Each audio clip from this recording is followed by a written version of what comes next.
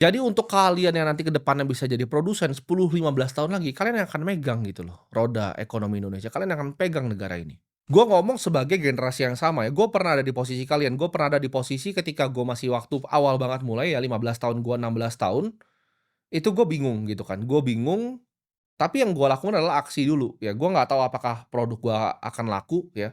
Gue bahkan pernah jualan beberapa produk gitu yang nggak laku gitu, gue coba ngambil dari luar negeri, gue jualin di sini. Gue pernah ada di fase gue bingung gitu, gue mau ngapain, berhasil juga belum, tapi yang penting gue coba dulu. Kenapa? Karena skill-nya akhirnya numpuk ya, dari, oh skill bikin toko gimana, yang akhirnya ya secara lucunya kepakai gitu kan. Waktu itu kita sempat bikin buku juga, skill-nya kepakai gitu, karena gue dulu pernah punya toko gitu.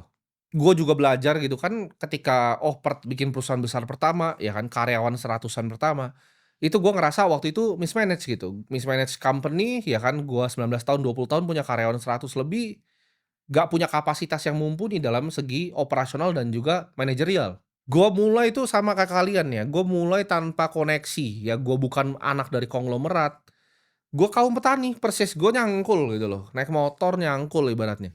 Gue itu bukan berasal dari bangsawan ya, gue bukan berasal dari kaum konglomerat, gue nggak dibukain jalur koneksi siapapun sama orang tua gue.